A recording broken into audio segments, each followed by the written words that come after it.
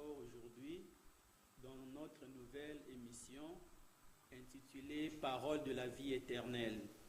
Une émission organisée par le ministère chrétien dénommé Pavi Ministry et présentée par l'humble serviteur de Jésus-Christ, Melvin Malessa Massimango, surnommé aussi Triple M comme messager, missionnaire plutôt du message de Jésus-Christ, missionnaire mondial du message de Jésus-Christ dans le monde.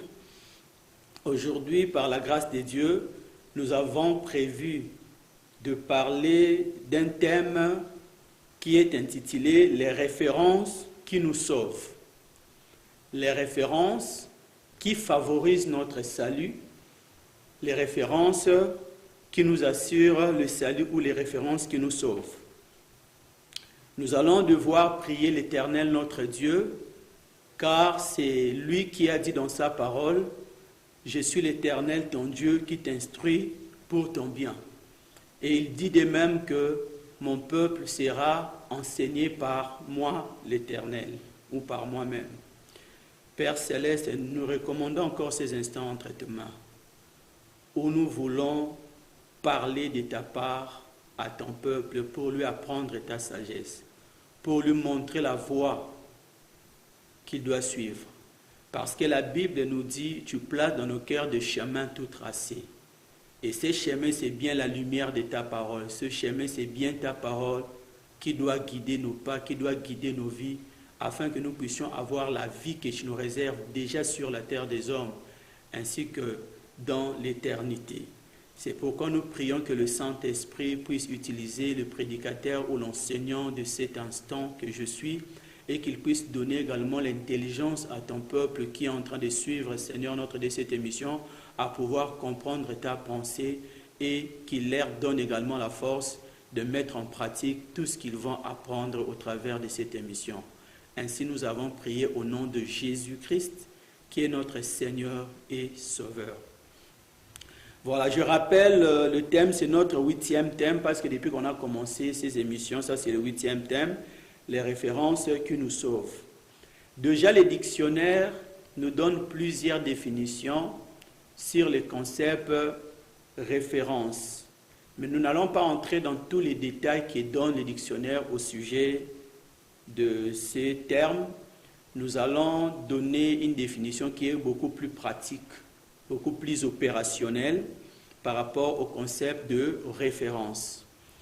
Par référence, dans ce message, nous comprenons le fait de faire allusion à une information préalablement acquise, une information passée à laquelle que nous nous souvenons.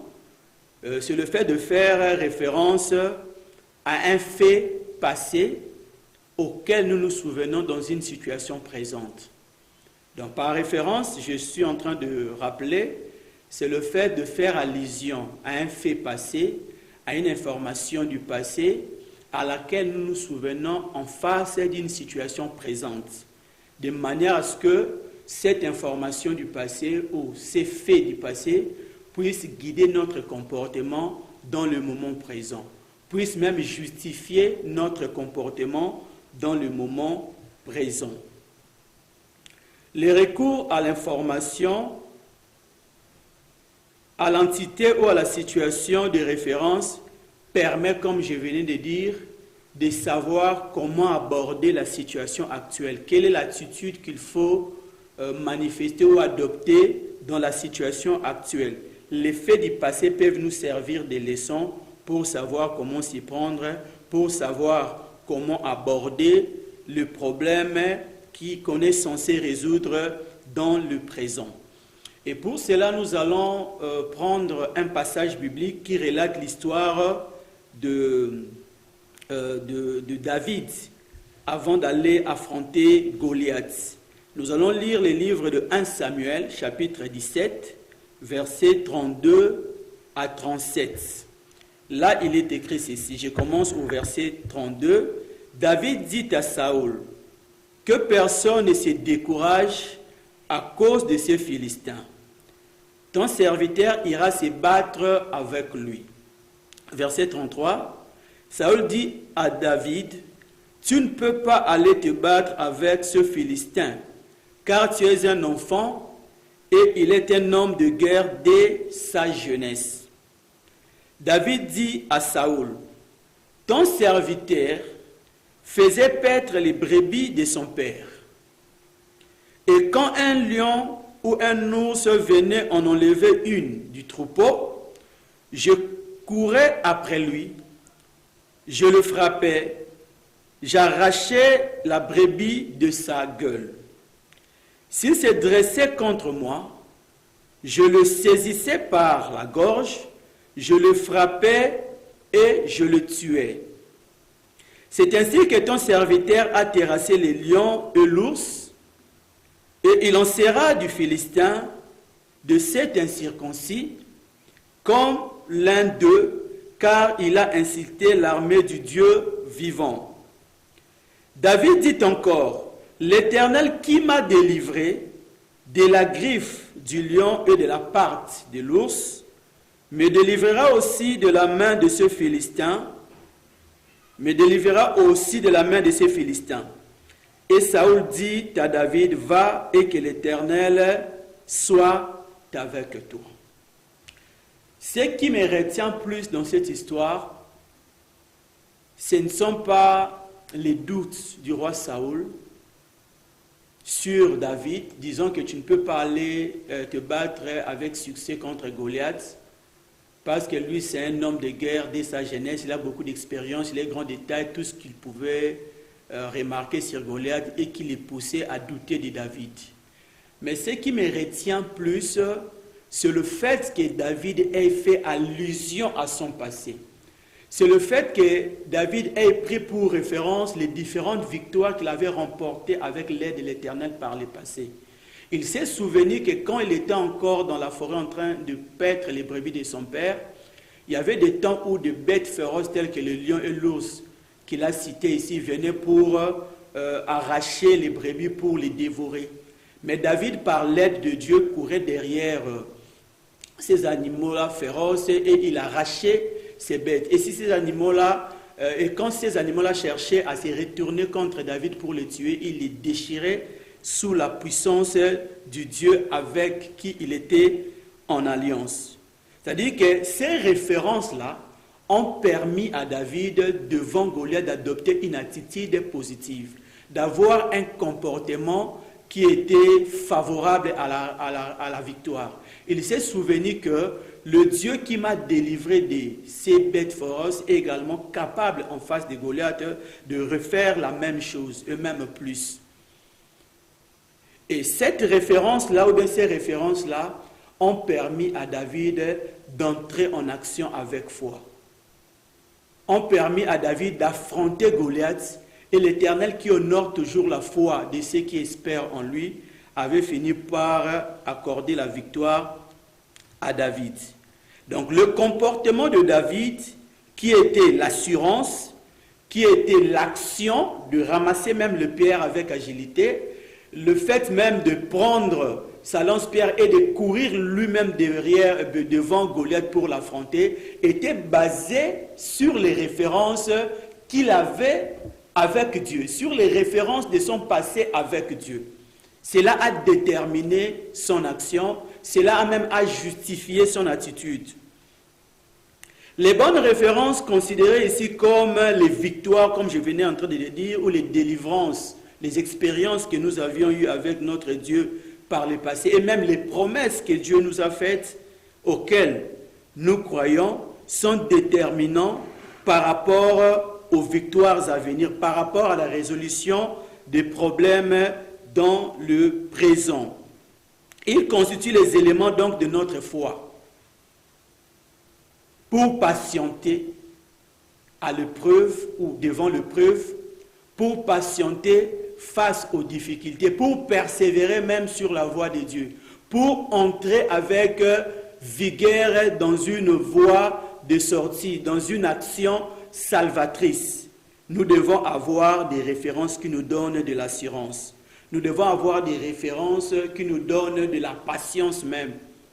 qui nous empêchent même de trahir l'alliance de Dieu. Nous devons avoir des références qui nous permettent de persévérer sur la voie de la parole de Dieu, de persévérer dans la prière, de persévérer dans la recherche de la solution, parce qu'on s'est dit qu'on finira par vaincre la situation actuelle, bien le problème présent, parce que le Dieu qui a agi avec nous par le passé, il est encore fidèle pour agir avec nous dans le présent.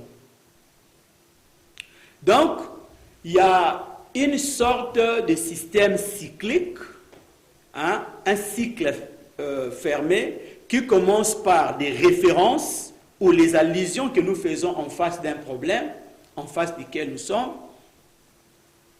ou devant un problème en face duquel nous sommes, je voulais dire. Ces références-là finiront par produire en nous de l'espérance, de l'assurance qu'ici encore nous allons vaincre. Si nous tenons bon, l'issue sera toujours favorable pour nous. Et à part cette espérance-là, nous devons également avoir de la patience. D'ailleurs, l'espérance a pour but de garder quelqu'un dans la patience, d'attendre le temps de Dieu, d'attendre la victoire que Dieu va lui accorder à l'issue des actions qu'il est en train d'engager. Et cette patience doit également être manifestée par la persévérance. Une personne qui est patiente doit manifester sa patience non dans l'agitation, mais dans la persévérance dans la voie de l'Éternel, dans la persévérance dans la crainte de Dieu, dans la persévérance dans la prière, dans la persévérance dans la recherche de la solution. Il ne va pas non plus croiser les bras parce qu'il est patient, il attend que Dieu fasse tout. Non, il va s'engager avec persévérance, avec foi dans la recherche de la solution. Et Dieu qui est ouvrier dans nos vies, parce que la Bible déclare que nous sommes ouvriers avec Dieu, finira par accompagner les actions de cette personne et lui accordera en fin de compte la victoire.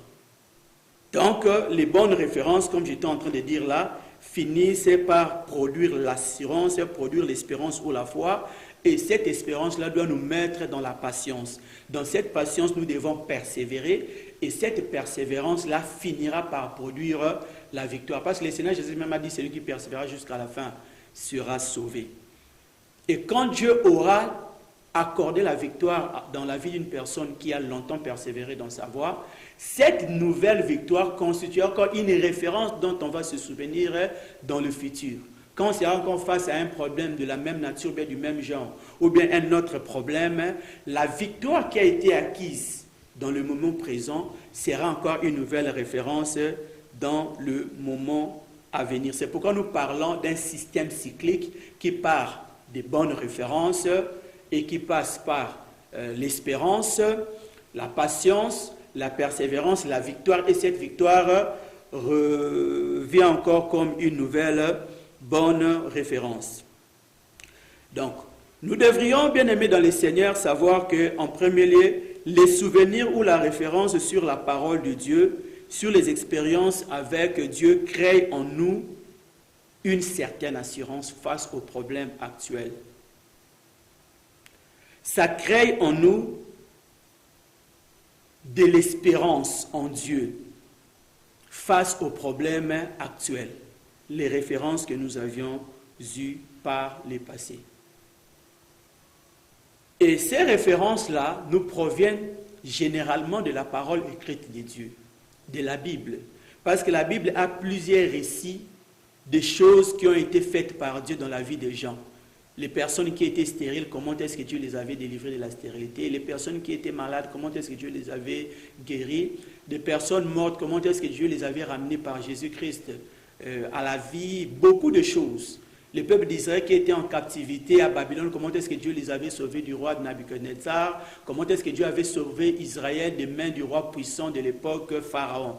Tous ces récits-là concourent à produire la foi. Ce sont des références que nous devons avoir pour que ça produise la foi ou l'espérance en nous dans le moment présent quand nous sommes face à un problème. C'est ainsi que la Bible dit, la foi vient de ce qu'on entend, et ce qu'on entend vient de la parole de Dieu.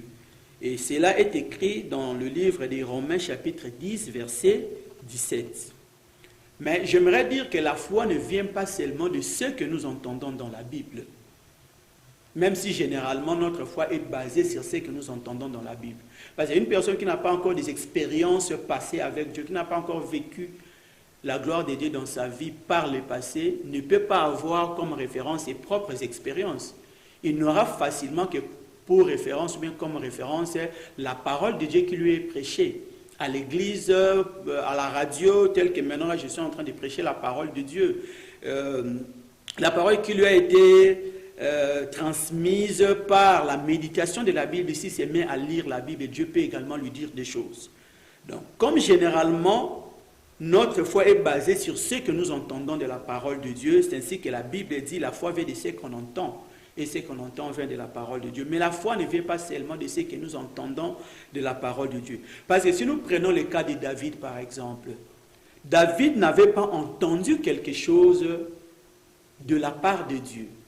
N'avait pas lu la Bible pour avoir cette foi qui l'a poussé à agir en face de Goliath et avoir la victoire. Mais s'est souvenu de ses propres expériences par le passé. Nous pouvons nous souvenir des accidents auxquels Dieu nous a déjà arrachés. Nous pouvons nous souvenir des maladies auxquelles Dieu nous a déjà délivrés. Nous pouvons nous souvenir des situations difficiles desquelles Dieu nous avait tirés. Toutes ces choses peuvent servir des références ou des éléments qui peuvent nous aider à avoir la foi ou l'assurance aujourd'hui. Nous pouvons nous souvenir même des choses que Dieu a faites dans la vie de nos prochains. Et nous allons finalement dire si Dieu l'a fait chez elle ou bien chez lui, il pourrait également le faire dans ma vie. C'est ainsi qu'à l'Église, on conseille au peuple de Dieu de témoigner des bontés de l'Éternel, de témoigner des grâces que l'Éternel leur accorde. C'est pour que ces éléments-là nous servent également de références qui peuvent nous aider à croire à Dieu devant des problèmes, dans des situations difficiles. Donc, la foi peut émaner de plusieurs sources, mais la source principale, c'est la parole de Dieu. Mais notre propre expérience passée également peut être une source de notre foi, une source de nos références qui vont produire de la foi dans la situation présente. Notons que les références qui nous sauvent ne sont pas toujours, comme j'étais en train de dire là, liées à la parole de Dieu. Le vécu de la personne également peut être une source de référence. Les témoignages issus de la vie d'autres personnes peuvent être également des sources de référence. C'est ainsi que la Bible dit dans le livre des Romains chapitre 15 que nous allons lire, verset 4, la Bible nous dit ceci, je disais Romains chapitre 15 verset 4, la Bible dit « Or, tout ce qui a été écrit d'avance l'a été pour notre instruction. » Tout ce qui a été écrit d'avance dans la Bible, tout ce que Dieu a fait dans la vie d'Anne, dans la vie d'Abraham, dans la vie de celui-ci ou de celui-là, a été écrit pour notre instruction, nous qui avons parvenu à vivre à ce siècle-ci. Afin que, par la patience et par la consolation que donnent les Écritures, nous possédions l'espérance. Afin que par la patience et par la consolation que donnent les Écritures, nous possédions l'espérance. En fait, les références de la parole de Dieu nous donnent une certaine paix, console quand même nos cœurs. Que si Dieu a pu le faire dans les temps anciens, dans les temps de la Bible, Dieu peut encore le faire aujourd'hui. C'est pourquoi toutes ces choses ont été écrites dans la Bible de manière à ce que nous qui vivons les mêmes choses dans le moment présent, dans le siècle présent, nous puissions nous en souvenir et que cela nous donne quand même une certaine tranquillité, que cela nous donne quand même une certaine espérance en l'Éternel, notre Dieu. Et comme je venais de dire là, les références arrivent à produire dans nos vies de l'espérance, de l'assurance en Dieu. Et cette assurance-là, ou bien la foi, qui proviennent des bonnes références auxquelles nous nous souvenons, cette foi-là produira alors dans nos vies ce qu'on appelle la patience. Une personne qui a foi en Dieu ne peut pas s'agiter. Cette personne-là sera patiente. C'est ce qui avait manqué à Abraham et Sarah. Au lieu d'attendre seulement que Dieu puisse accomplir sa promesse, Sarah étant un peu agitée, se disant que non, mon âge est déjà assez avancé, si je continue seulement comme ça, je ne vais pas avoir d'enfant, tant même que mon mari Abraham fasse un enfant avec une de mes servantes, Agar. Et nous connaissons les conséquences qui avaient suivi leur foyer, il y avait quand même eu des troubles liés à cette solution humaine qu'ils avaient voulu chercher à cause de l'agitation. La foi, l'espérance doit se manifester par de la patience. Nous devons manifester de la patience. Et quand on parle de la patience, c'est attendre sans murmure. Quand on parle de la patience, c'est attendre sans agitation. Quand on parle de la patience, c'est attendre sans chercher des voies détournées. Tant mieux qu'on puisse chercher une solution sur des voies qui sont recommandables, des voies qui sont acceptables, les voies de la parole de Dieu. Mais quand on commence à chercher la solution par des voies détournées, on n'est plus patient par rapport à Dieu. Parce que je dis que quand on est patient pour attendre la voix de Dieu ou l'intervention de Dieu, ce n'est pas qu'il faut fermer les mains, vous ne faites rien. Non, non, non. Il faut continuer à prier, il faut continuer à méditer la parole de Dieu. Il faut continuer à chercher également des solutions sur des voies qui s'offrent à vous, des voies qui sont justes et qui sont en accord avec la parole de Dieu, qui ne désobéissent pas à la parole de Dieu. Donc la patience nécessite à ce que nous puissions quand même chercher la solution, mais pas par des voies détournées, que nous ne puissions pas murmurer, que nous ne puissions pas abandonner la voie de l'Éternel pour suivre le voie de la séduction de ce monde. Donc la foi ou l'espérance finit par produire de la patience. Et cette patience-là, nous l'avons à cause de la paix que Dieu nous donne. La Bible nous dit ceci dans le livre de Philippiens, chapitre 4, que nous allons lire, versets 6 à 7. La Bible dit, « Ne vous inquiétez de rien, mais en toute chose, faites connaître vos besoins à Dieu par des prières et des supplications avec des actions de grâce. Et la paix de Dieu, qui surpasse toute intelligence, gardera vos cœurs et vos pensées en Jésus-Christ. » Quand nous sommes patients, dans cette patience, nous continuerons à prier Dieu. Quand nous sommes patients, dans cette patience-là, nous continuerons à lire la parole de Dieu, à marcher sur la voie de la justice, à faire des bonnes œuvres devant l'Éternel, notre Dieu, et devant les hommes. Dans cette patience-là, nous devons rendre grâce à Dieu, même si on n'a encore rien vu. Parce que l'Éternel, notre Dieu, honore également les actions de grâce que son peuple lui rend déjà avant qu'il ait vu la solution, avant qu'il ait vu l'intervention de Dieu. Cela flatte quand même l'Éternel, notre Dieu, qui finit par se montrer digne de ses actions de grâce. Et quand nous rendons des actions de grâce, nous continuons à marcher dans la prière, quand nous continuons à manifester notre patience en évoluant toujours dans la voie de la justice, la Bible déclare que pendant ce temps-là, l'Éternel qui n'a pas encore donné des réponses, qui n'a pas encore intervenu comme nous l'attendons de lui, va nous donner déjà sa paix. La paix de Dieu qui surpasse toute intelligence et qui garde nos cœurs et nos pensées en Jésus-Christ.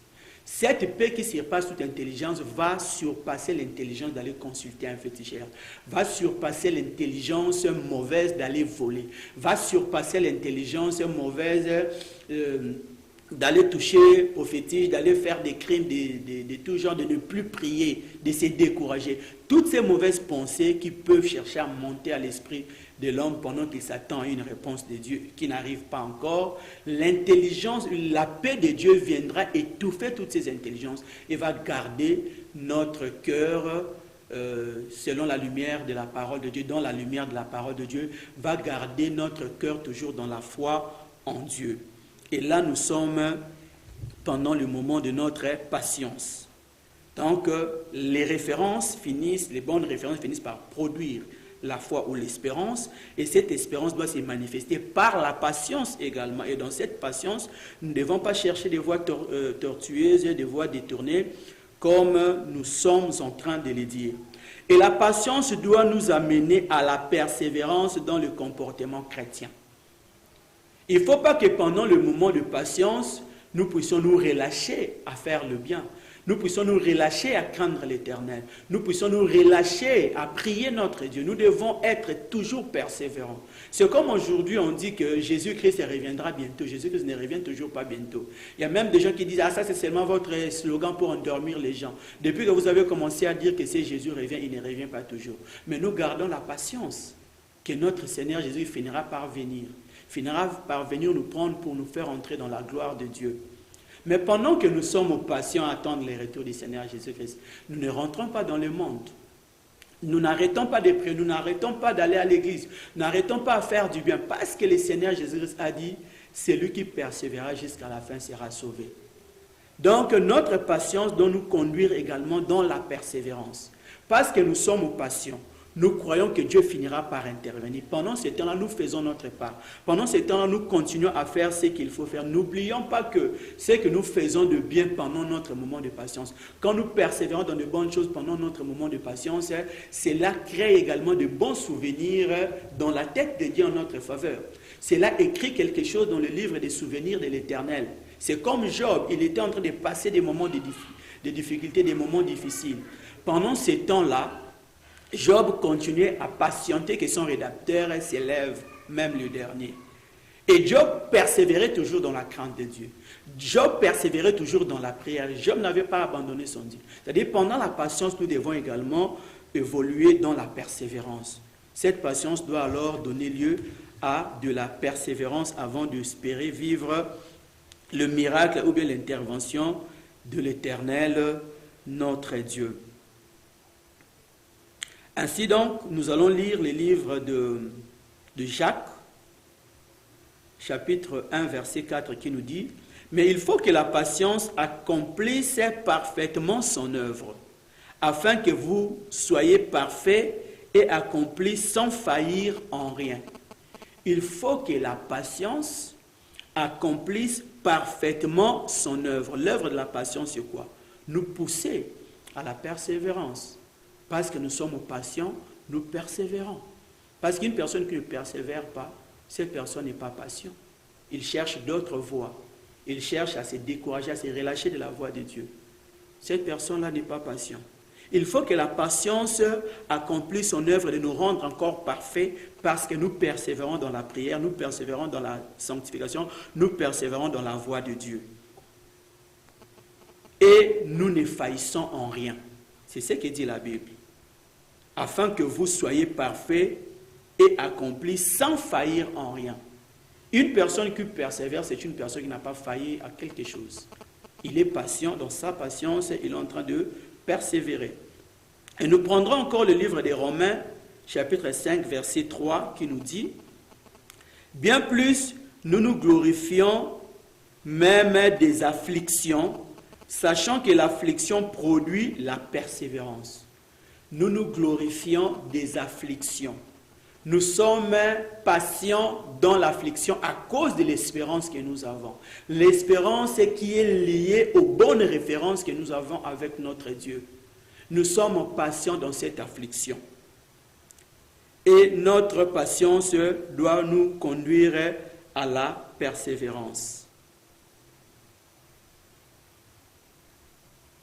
Sachant que l'affliction produit la persévérance. C'est-à-dire notre patience dans l'affliction doit nous conduire dans la persévérance.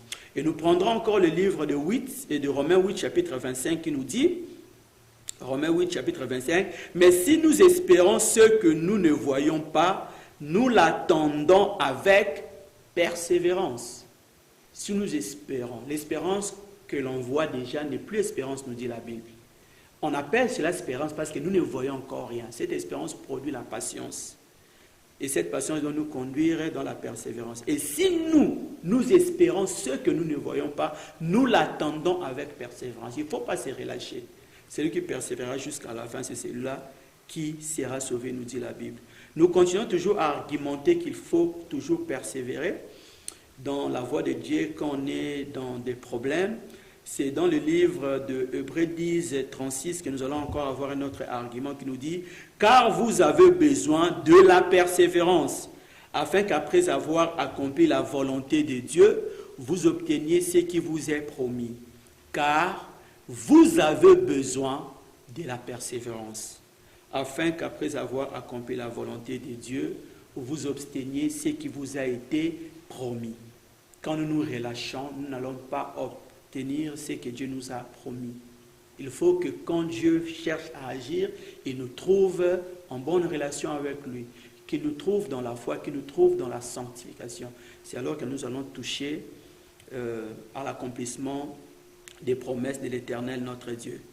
Et la persévérance en soi, quand nous sommes en train d'évoluer dans cette persévérance, la persévérance dans la foi, la persévérance dans le comportement chrétien, nous permet alors d'atteindre la victoire de Dieu. Celui qui persévérera jusqu'à la fin sera sauvé, a dit le Seigneur Jésus-Christ. La persévérance nous permettra de vivre les saluts de Dieu au temps marqué par Dieu. N'oublions pas que la Bible déclare, au temps favorable, j'étais exaucé, au jour du salut, j'étais secouru, parce que l'Éternel accomplit toutes choses bonnes en son temps. Mais il faudra toujours persévérer jusqu'à ce que le temps de l'Éternel, notre Dieu, arrive. Et nous allons lire le livre de 2 Corinthiens, chapitre 6, verset 2, qui dit, « Car il dit, au temps favorable, j'étais exaucé, au jour du salut, j'étais secouru. Voici maintenant le temps favorable, voici maintenant le jour du salut. » Et Matthieu 24, 13 dit, « Mais celui qui persévérera jusqu'à la fin sera sauvé. » C'est-à-dire que le salut, la victoire vient après la persévérance. Celui qui persévérera jusqu'au temps de Dieu, c'est celui-là qui vivra également les saluts de l'Éternel, notre Dieu.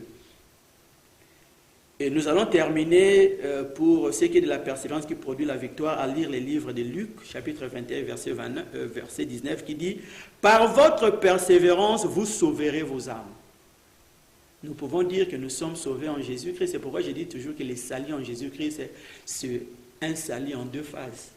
La première phase du salut, c'est le fait de l'accepter comme Seigneur et Sauveur et de devenir enfant de Dieu. On est sorti du monde, on devient enfant de Dieu. Ça, c'est déjà une première phase du salut. Mais à partir du moment où nous ne sommes pas encore entrés dans le royaume des cieux, nous devons continuer à craindre Dieu. Nous devons nous montrer dignes de son alliance. Nous devons témoigner la nouvelle naissance jusqu'à ce que le deuxième avènement du Seigneur Jésus-Christ arrive. C'est alors que nous allons franchir la deuxième phase de notre salut, qu'est l'entrée dans le royaume des cieux.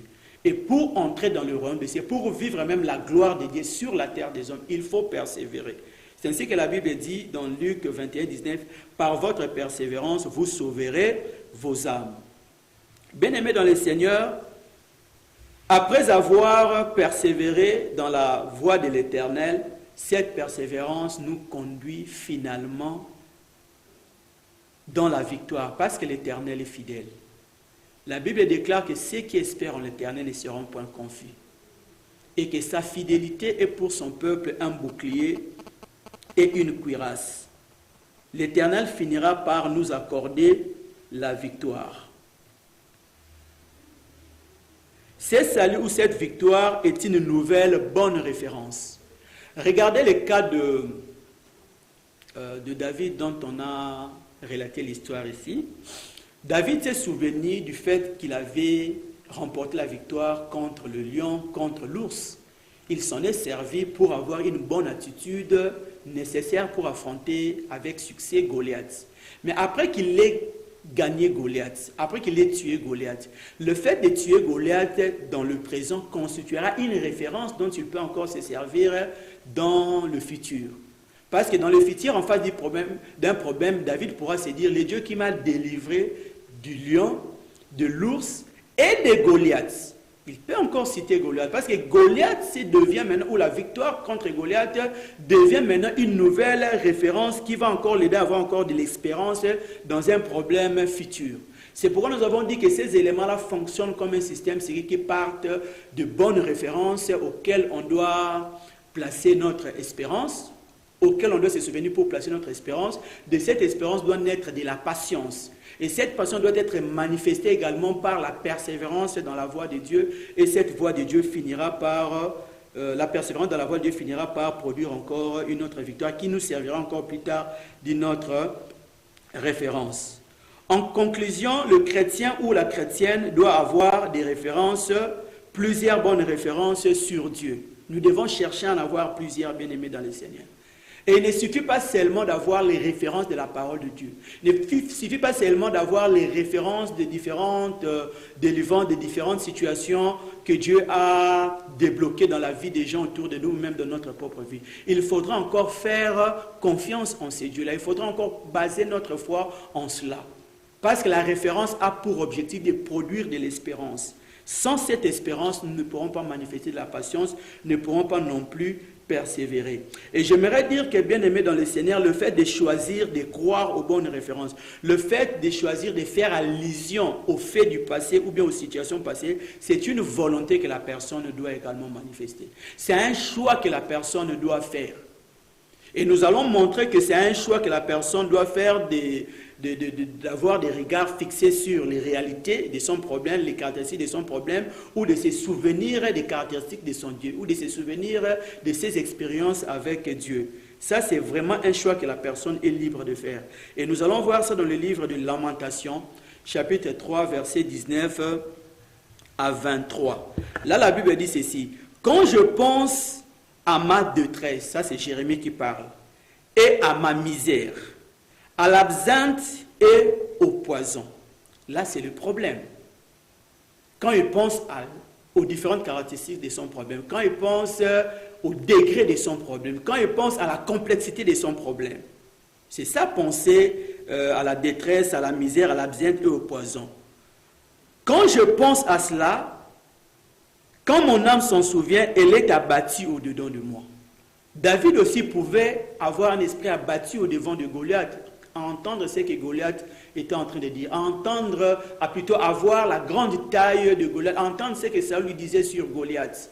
Il pouvait avoir un esprit abattu, mais David avait choisi de se souvenir de ce que Dieu avait fait avec lui par le passé. C'est ainsi que Jérémie dit dans le livre, toujours de Lamentations, chapitre 3, au verset 21, « Voici ce que je veux repasser en mon cœur, ce qui me donnera de l'espérance.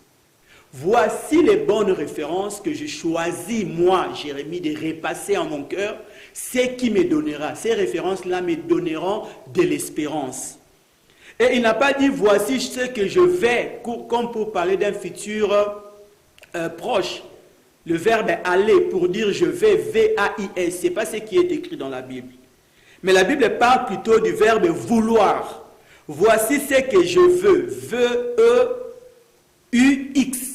Donc c'est un choix que Jérémie a fait de penser aux bontés de l'Éternel. C'est un choix que Jérémie a fait de penser aux bonnes références. C'est un choix bien aimé que tu es censé faire devant un problème.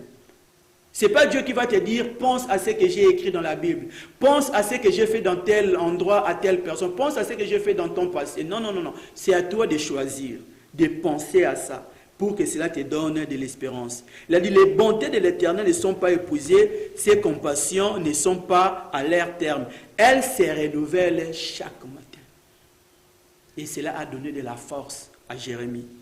Et quand Jérémie a pensé à cela, je suis sûr que l'Éternel l'avait sauvé des situations difficiles, de la détresse qu'il est en train de vivre. Parce qu'elle a dit, elle se renouvelle chaque matin, oh que ta fidélité est grande. Dieu a une grande fidélité en face des problèmes de son peuple, dans la vie de son peuple.